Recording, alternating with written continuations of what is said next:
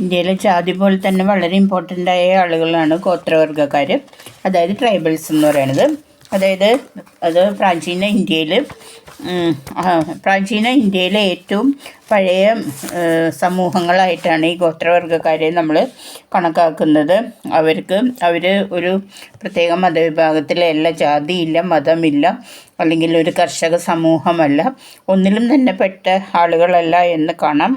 അപ്പോൾ അതുകൊണ്ട് തന്നെ ഇന്ത്യയുടെ എല്ലാ ഭാഗത്തുമായിട്ട് അവരിങ്ങനെ ചിന്നിച്ചെതറി കിടക്കുന്നതായിട്ട് കാണാം. പിന്നെ അവരുടെ സ്ഥിരമായ സവിശേഷതകളെ കുറിച്ച് പറയുകയാണെങ്കിൽ ഗുജറാത്ത്, രാജസ്ഥാൻ, പിന്നെ Punjab, Orissa, Madhya Pradesh, Jharkhand, Chhattisgarh, Andhra Pradesh, north eastern States, ഇവിടെ എല്ലാമായിട്ട് അവർ ചിന്നിച്ചെതറി കിടക്കുന്നതായിട്ട് കാണാം. ഏകദേശം ഒരു 85% ആളുകളും ഈ മേഖലകളിലാണ് താമസിക്കുന്നത് എന്ന് കാണാം. ഇതിൽ നമുക്കറിയാം, വടക്ക് കിഴക്കൻ സംസ്ഥാനങ്ങളെ കുറിച്ചറിയാം. മണിപ്പൂർ, നാഗാലാൻഡ്, മിസോറാം, ഇവിടെയൊക്കെ തന്നെ ഈ ഗോത്രവർഗ സംസ്ഥാനങ്ങളായിട്ടാണ് അറിയപ്പെടുന്നത്.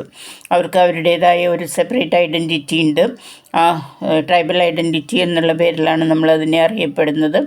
അതുപോലെ ആന്ധ്രാപ്രദേശ്, മിസോറാം, തായ്ലൻഡ്, നാഗാലാൻഡ് എന്നിവയുടെയൊക്കെ ഒരു 60% പോപ്പുലേഷനും അതിൽ തന്നെ പെടുന്നതാണ്. പിന്നെ നമ്മളവരെ രണ്ടായിട്ടാണ് ഡിവൈഡ് ചെയ്യുന്നത്. ഒന്ന് ഭാഷയുടെ അടിസ്ഥാനത്തിൽ, രണ്ട് അവരുടെ ശാരീരിക പ്രത്യേകതകളുടെ അടിസ്ഥാനത്തിൽ. അതിൽ ഭാഷയുടെ അടിസ്ഥാനത്തിൽ നമ്മൾ 4ആയിട്ട് തരംതിരിക്കുന്നു. ഒന്ന് ഇൻഡോ ആര്യൻ, രണ്ടാമത്തെ ദ്രവിഡിയൻ, പിന്നെ ഓസ്ട്രിക് ഭാഷ സംസാരിക്കുന്നവർ, ദ്രാവിഡ ഭാഷകൾ സംസാരിക്കുന്ന ടിബറ്റോ ബർമൻ ഭാഷകൾ സംസാരിക്കുന്നവർ എന്നിങ്ങനെ 4ആയിട്ട് ഡിവൈഡ് ചെയ്യുന്നു. അപ്പോൾ ഇതിൽ എന്തൊക്കെയാണ്? Indo Aryan, Dravidian, Austric and Tibeto Burman. Tibeto Burman എന്ന് പറയാൻ കാരണം നോർത്ത് ഈസ്റ്റേൺ സ്റ്റേറ്റ്സിൽ, നാഗാലാൻഡ്, മിസോറാം, സിക്കിം, ആ ഭാഗത്തൊക്കെ ടിബറ്റോ ബർമൻ അവരുടെ ആ ശാരീരിക പ്രത്യേകതകൾ തന്നെ നമുക്കറിയാം. അവിടെ ഒരു ചൈനീസ് ചായകളെ ആ ഒരു തരം ആളുകളാണ് അവിടെ കൂടുതലായിട്ട്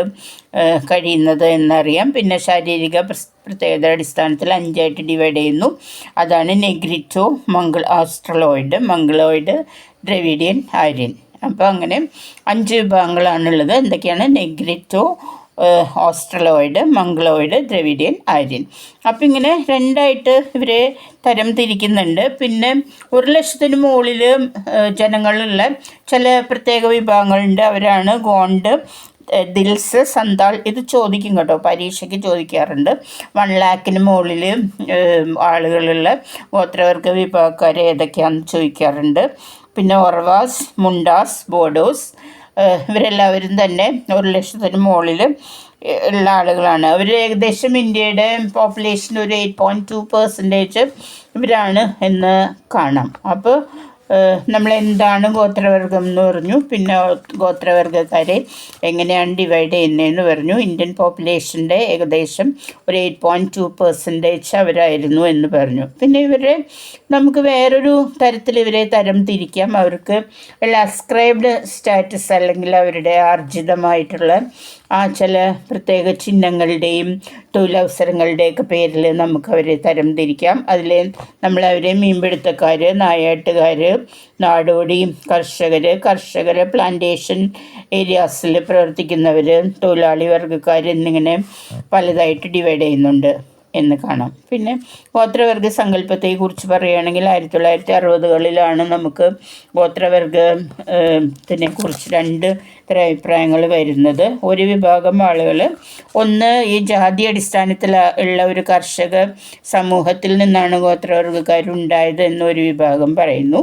എന്നാൽ അടുത്ത വിഭാഗം പറയുന്നത് ഇവർ വേറൊരു പ്രത്യേക സമൂഹമാണ് എന്നുള്ള തരത്തിലാണ് ഇവരെ കണ്ടിരുന്നത്. എന്തായാലും 60കളിൽ അങ്ങനെ 2 വിഭാഗം അഭിപ്രായങ്ങൾ ഉണ്ടായെങ്കിൽ 70കളാകും തോറും ഈ അഭിപ്രായം തെറ്റാണെന്ന് നമ്മൾ തെളിയിക്കപ്പെട്ടു. കാരണം ഗോത്രവർഗം എന്ന് പറഞ്ഞു കഴിഞ്ഞാൽ ഹിന്ദു സമൂഹത്തിൻ്റെ തന്നെ ഒരു ഭാഗമാണെന്നാണ് ഒരു വിഭാഗം ആളുകൾ ഇതിനെ അങ്ങനെയുള്ള ചർച്ചകളിൽ ഏർപ്പെട്ടതായിട്ട് കാണാം.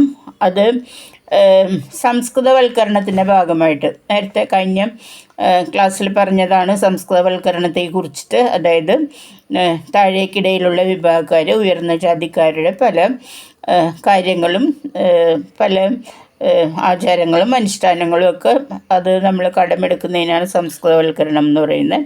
അപ്പോൾ ഈ സംസ്കൃതവൽക്കരണത്തിൻ്റെ ഭാഗമായിട്ട് ഉയർന്ന ജാതി ഹിന്ദുക്കൾ ഗോത്രങ്ങളെ ആക്രമിച്ച് കീഴടക്കി. നമുക്കറിയാം ഇവിടെ ജാതി കോമരങ്ങളാണ് ഇന്ത്യയിൽ ഉണ്ടായിരുന്നത്. അപ്പോൾ ഒരു വിഭാഗം അവരെ ആക്രമിച്ച് കീഴടക്കുകയും ഇവർ ആണ് പിൽക്കാലത്ത് ശൂദ്രർ എന്നുള്ള പേരിൽ അറിയപ്പെട്ടത്. ശൂദ്രാസ് എന്ന് പറഞ്ഞാൽ 4 ചാതുർവർണ്ണങ്ങളെ കുറിച്ച് നമ്മൾ പഠിച്ചിട്ടുണ്ട്. ബ്രാഹ്മണൻ, ക്ഷത്രിയൻ, വൈശ്യൻ, ശൂദ്രൻ. അതിൽ ശൂദ്ര വിഭാഗം എന്ന് പറഞ്ഞു കഴിഞ്ഞാൽ അവർക്കാണ് അവർ നമ്മളുടെ തൊഴിലൊക്കെ ചെയ്തിരുന്ന ആൾക്കാരാണ്. ഇപ്പോൾ അലക്കിയിരുന്നവർ, കളച്ചിരുന്നവർ, അങ്ങനെ എന്താ പറയുക, അങ്ങനെ പല വിഭാഗങ്ങൾ, പല തൊഴിൽ കൂട്ടായ്മകൾ ഇവിടെ ഉണ്ടായിരുന്നതായിട്ട് കാണാം. അപ്പോൾ ഈ കൂട്ടായ്മകളെയാണ് പിൽക്കാലത്ത് ഒരു ഗോത്രവർഗം എന്നുള്ള പേരിൽ പരിണമിക്കപ്പെട്ടത് എന്ന് ഒരു വിഭാഗം ആളുകൾ പറയുന്നുണ്ട്. പിന്നെ അടുത്തത് ഈ വിഭാഗക്കാർ പിൽക്കാലത്ത് ഇന്ത്യൻ സമൂഹവുമായിട്ട് അക്യുമുലേറ്റ് ചെയ്യപ്പെട്ടു. അവരിവിടെ സ്വാംശീകരണം നടത്തപ്പെടുകയാണ് ചെയ്തത്. അതായത് ആദ്യം മുതലേ ഇങ്ങനെ ജോലി ചെയ്ത വർഗ്ഗക്കാർ ഇങ്ങനെ ജോലി ചെയ്യുന്ന വർഗ്ഗക്കാരായിട്ട് തന്നെ വന്നു. കേരളത്തിലൊക്കെ അവരുടെ നില ഒരുപാട് മെച്ചപ്പെട്ടതാണ്. പക്ഷേ ബാക്കിയുള്ള നോർത്ത് ഇന്ത്യൻ സംസ്ഥാനങ്ങളിലൊക്കെ അവർക്ക് ഒരുപാട് ബുദ്ധിമുട്ടുകൾ സഹിക്കേണ്ടതായിട്ട് വന്നിട്ടുണ്ട്. ഇതിങ്ങനെ വരാനുള്ള ഒരു കാരണം ബ്രിട്ടീഷ് കോളനിവൽക്കരണത്തിൻ്റെ ഭാഗമായിട്ട് അവർ കാട് വെട്ടിത്തെളിക്കുകയും അതുപോലെ തന്നെ ആ കാട് നശിപ്പിക്കുകയൊക്കെ ചെയ്ത് കഴിഞ്ഞപ്പോൾ ആ കാട്ടിനകത്തുണ്ടായിരുന്ന ആളുകൾക്ക് അവരുടെ ആസ്വാദം നഷ്ടപ്പെട്ട് വേറെ നാടുകളിലേക്ക് വരേണ്ടി വരികയും അവർക്ക് ഇവിടെ പ്രത്യേകിച്ച് നല്ല തൊഴിലൊന്നും കിട്ടാതെ അവർക്ക് ഇങ്ങനെ ജോലി ചെയ്യേണ്ടതായിട്ട് വരികയുമാണ് ചെയ്തത്. അപ്പോൾ ഇങ്ങനെ വന്നു കഴിഞ്ഞപ്പോൾ 2 വിഭാഗമായിട്ട് മാറി. ഒന്ന് സമീന്ദാർമാരുടെ വർഗം, അതായത് ഭൂമി കൈവശം വയ്ക്കുന്ന വർഗം. മറ്റേ വർഗം എന്തായാലും കീഴാള വർഗമായിട്ട് പരിണമിക്കുകയാണ് ചെയ്തത്. അവരിങ്ങനെ ഗോത്രവർഗമായിട്ട് മാറുന്നതായിട്ട് കാണാം. എന്തായാലും അപ്പോൾ ഇങ്ങനെയാണ് ഗോത്രവർഗ സമൂഹങ്ങൾ ഉണ്ടാക്കപ്പെട്ടത് എന്ന് ഒരു നിഗമനം പറയുന്നുണ്ട്. ഇനി നമുക്ക് ഈ ഗോത്രവർഗക്കാരോട് ആധുനികമായ ജനങ്ങൾക്കുണ്ടായിരുന്ന സമീപനം എങ്ങനെയായിരുന്നു എന്ന് നമുക്ക് നോക്കാം. അതായത് ഈ ഗോത്രവർഗക്കാരെ മാക്സിമം ചൂഷണം ചെയ്യുക എന്നുള്ള ഒരു മനോഭാവമാണ് ഉണ്ടായത്. അപ്പോഴും അതെ ഇപ്പോഴും അതെ. കാട് വെട്ടിത്തെളിക്കുക, കാട്ടിൽ പോയി അവരെ മാക്സിമം പണിയെടുപ്പിക്കുക, അവർക്ക് മര്യാദയ്ക്ക് വേണ്ടുന്ന കൂലി കൊടുക്കാതിരിക്കുക. അതുകൂടാതെ ഒരുപാട് ഹുണ്ടിക പലിശക്കാരെ അവിടെ ചെന്ന് ഇവർക്ക് അവർക്ക് പണം കടം കൊടുക്കുകയും അവരിൽ നിന്നും അവരുടെ ഭൂമി തട്ടിയെടുക്കുകയും ചെയ്തു. അപ്പോൾ അങ്ങനെ വന്നു കഴിഞ്ഞപ്പോൾ ഗവൺമെൻറ് പിന്നീട് അതിൽ ഇടപെടുകയും അവർക്ക് ഗുണകരമായി പല കാര്യങ്ങൾ ചെയ്യുകയൊക്കെ ചെയ്തു. അങ്ങനെയാണ് ഈ നക്സലൈറ്റ് പ്രസ്ഥാനമൊക്കെ വരുന്നത്. പലരുടെയും ഭൂമി പോയി അവർക്കെതിരായിട്ട് ഈ പാവങ്ങൾക്ക് വേണ്ടിയിട്ട് വാദിച്ച് അങ്ങനെയാണ് ഈ നക്സലൈറ്റ് ആക്രമണങ്ങളൊക്കെ വയനാട്ടിലും ഒക്കെ ഉണ്ടാക്കപ്പെട്ടതൊക്കെ ആയിട്ട് അന്ന് പറയുന്നുണ്ട്. എന്തായാലും 1940കളിലെ ചർച്ചകളിൽ നിന്നും പല പരിഷ്കാരങ്ങളും ഇവർക്ക് കൊടുക്കണം. എന്തായാലും നമ്മുടെ പുതിയ ഗവൺമെൻറ് വരുമ്പോഴും അന്നൊക്കെ ആ ബ്രിട്ടീഷുകാരുമായിട്ടുള്ള വഴക്കുകളൊക്കെ അങ്ങനെ മൂർധന്യത്തിലെത്തി നിൽക്കുന്ന സമയമായിരുന്നു. അതിനുശേഷം 1947 നമ്മൾ ഗവൺമെൻറ് സ്ഥാപിച്ചു കഴിഞ്ഞപ്പോൾ അതിനു മുമ്പ് തന്നെ ക്രിസ്ത്യൻ മിഷണറിമാരും ഹിന്ദു മതത്തിലെ സാമൂഹിക നവോത്ഥാന പ്രവർത്തകരുമെല്ലാം ഇവർക്ക് സംരക്ഷണം വേണമെന്ന് വാദിക്കുകയും പിന്നീട് അവർക്ക് പല കാര്യങ്ങൾ കൊടുക്കുകയും ചെയ്തു.